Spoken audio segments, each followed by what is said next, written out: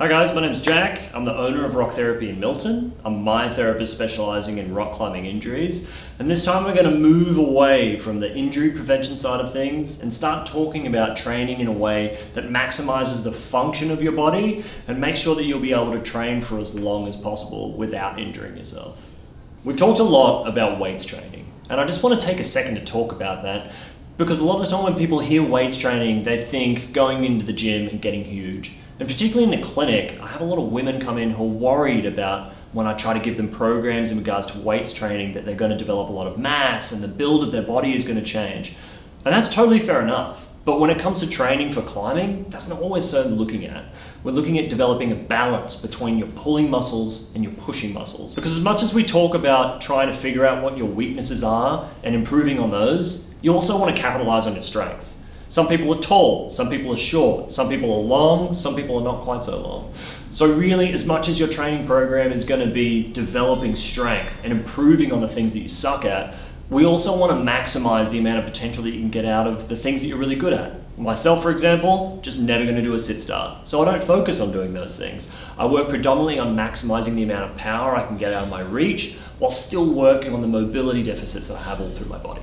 Whenever I give these exercises out in clinic, they always come with an asterisk of, if it hurts, don't do it. If you feel uncomfortable, don't do it. There's always a downgrade to these exercises. So if you're unsure of what to do, seek some professional advice. Get a trainer to help you out with these exercises, but if you've had experience in the gym, you feel comfortable, you can kind of explore these a bit more. But if it hurts, don't do it. So moving on from working on specific goals for specific body types, let's head out to the gym and go through a couple of exercises that are going to be beneficial for people who've just started climbing, as well as people who've been climbing for years.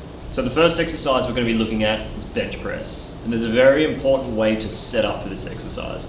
You don't necessarily have to use a long bar, but generally it makes exercise a lot easier because all of our other exercises will be done with dumbbells or kettlebells. So when you're setting yourself up on the bench, you have to lay flat on your back. Make sure that the bar is at your eye level when you're laying at your back. It's not further down towards your chest. So you're laying directly underneath the bar. You bring your feet in and underneath yourself, pressing your heels into the floor. You'll feel your quads engage. Turn your glutes on. Squeeze through the core a little bit. Not loads, only like 30-40% contraction. Hands on the bar. And the way that you figure out where you want your hands to be, doing it without any weight on, you take it off the rack, bring it down towards your chest, and your arms should be perpendicular to the floor. So both forearms should be parallel to one another when you're at the bottom of the action. At the bottom of the action, you don't want the bar to come straight down in line with each shoulder. You actually want it to be sitting a little further down the chest. So it's further towards the nipple before you press up. So you actually track this kind of like almost C-shape action. So you press straight up and above the shoulders and then bring the weight further down towards the chest. If you've never done any bench press before, a nice and easy way to work yourself through picking a specific weight is we want you to be living around that kind of 60 to 70% intensity. And the way that you do this is by using something called reps in reserve. So I always start people out on a classic of 3 sets, 10 reps. Nice and easy, but for 60 to 70%, you want it to be 10 reps out of a possible 13 or 14. So comfortable, but challenging. And that should be how it is through the whole set, particularly when you first get into weights training. You want to make sure that it's nice and comfortable. You're more so focusing on getting your action right, and making sure that nothing hurts. The big one that people often feel with bench press is pain on the inside of the elbows. Generally, I find when pain on the inside of the elbows is happening, the hands are a bit too wide, and you're letting the bar come down too close towards the shoulders. Remembering it's further down the chest when it comes into contact, hands a little bit closer so that you're pushing through the triceps and through the pecs, not so much having to rely on that torque at the elbows to create that power. Exercise number 2 is incline press. So you will need a bench that's adjustable, preferably in a gym scenario, to do this one. Bench is at about 45 degrees. Again, laying back with all these exercises. Feet are pushed into the floor, quads are on, butts on, core switched on. It's called bracing to make sure you're nice and stable through the middle. Weights, I generally get them to come down to about not directly out to the side. So imagine you can't run a pole through both weights. They're turned away from each other. So they're sort of at like a it's called like a 30-degree angle away from perfectly flat. So it'll be nice and comfy to let them sit on top of the shoulders. Again, you're pressing straight up and over the top of the shoulders and bringing it back into that starting position. So it's a slight corkscrew motion. At the top, both pieces of your weights will kind of clap together, and then you'll bring it back down, just letting it spin slightly so it sits nice and comfortably into the shoulder. Again, 3 sets, 10 reps, living at that like 60 to 70% weight range. Kneeling one arm overhead press. So you're in a lunge position, making a 90-degree angle with both knees, so you kind of create a box. Weight is in the arm that is opposite to the leg that's forwards. So if your left foot is forwards, your right arm is in the lifting position. You can either use a dumbbell or a kettlebell for this one. And similar to what we did with the incline press, there's going to be a corkscrew motion. But first, make sure you have that set up right. Butt is squeezed on, quads are contracted, core's contracted, and you're thinking nice and tall thoughts. Your spare hand is going to be on your hip to just brace yourself, or out and fist clenched to provide you that stability. You'll press the weight up towards the roof with that, again, corkscrew motion. So at the front, you're kind of doing a shaka with your pinky facing out, and at the top of the action, you can wave at someone. When you're up at the top, you need to make sure that you're hitting that perfectly overhead position. People generally have a bit of a tendency to have the hand too far forwards. The easiest way to check this is when you're at the top of the action, you tilt your head towards your arm. Your ear should come into contact with your bicep. If you're too far forwards, your ear will kind of contact into air. Weight returns back to the shoulder. Again, you're going to be super bored with this. 3 by 10, 70% intensity. Standing finger curls, so the first of our wrist-based exercises. Again, I like to use a long bar for this. It's nice and easy to manage your load because it will actually be running along your quads. So you're standing up nice and tall, hands are turned down, just either side of the thighs. The weight is really nice and in close to you. And the biggest thing to remember is shoulders back and tall the entire time. People have a tendency to look down towards the weight and roll through the back. You don't want to be using weight to lock in a bad postural position.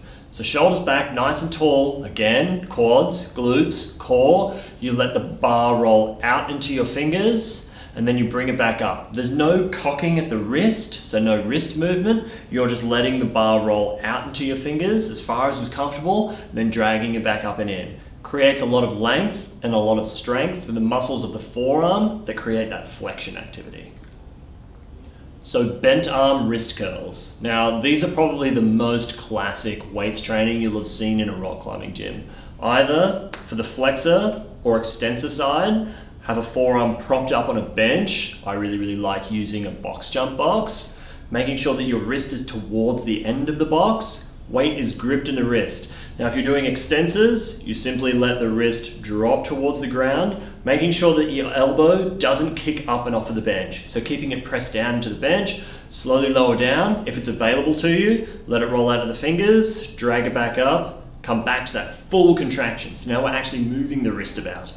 Same with the flexion side. So on the bench, wrist just off the top, letting the wrist lower down, lower into the fingers if it's available, drag the weight back up towards you. This one in particular, any pain through the elbow, any pain through the fingers, or any history of finger pain or elbow pain, it's best to consult a professional before you start doing these kinds of exercises. Couch stretch, so stretching the hips, but at the front. The big things to remember with this are always have something for your hand in front of yourself to balance yourself on, because you want to be using the strength of your shoulder to hold you in the position, not the strength of your hips and your core. The other one is making sure that the knee is driven right into the corner of the wall at all times. Even when you go to bring your foot out into the lunge position, which you'll see in a second, making sure that the knee doesn't just scoot away from the wall. Number 3, making sure that once you feel the stretch, you're doing the stretch. Now, I don't like a lot of static stretches, but these two are ones that I love. And you always do them with an entree and a main. So 20 seconds entree, and then you come back and do a full 90 seconds after. What you'll expect to feel is big pull through the quads, as well as through the front of the hip. Once you're able to drive yourself up to a nice tall position, you can then start leaning forwards. This should start to bring it more towards that front of the hip, sort of hip flexor crease area.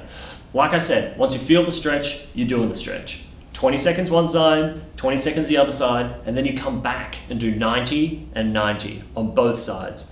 Generally, coming back to that main course, it'll feel a lot more accessible and less take your breath away than it did on the first round.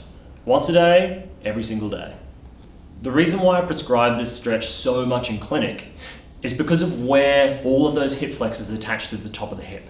You get this tilting in the hip where front of the hip is shortened, as well as something that actually goes all the way down and across the knee. It's called your rectus femoris.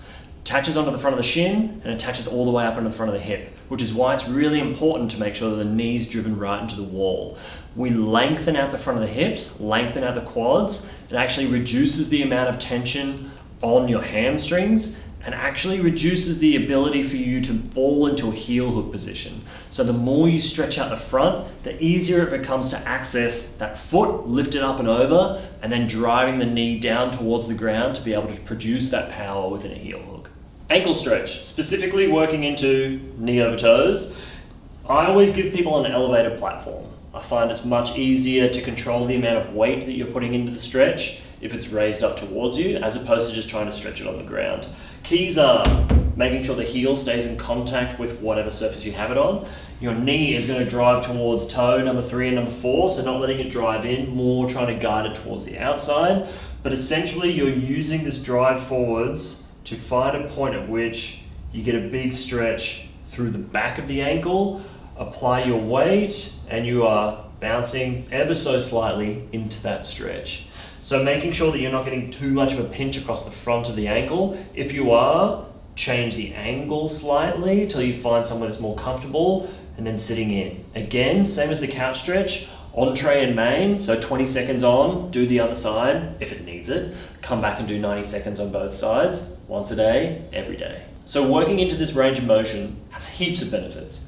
Largely, whilst climbing, your ability to perform a rock on, your ability to get inside of big heel hooks as well as big knee bars, but then things you might not so much think about is taking falls. If you haven't got adequate range here, when your feet come slamming into the floor, either coming off of a boulder or getting whipped into a wall whilst leading, it means that that force, instead of going through a joint, is going to go through connective tissue.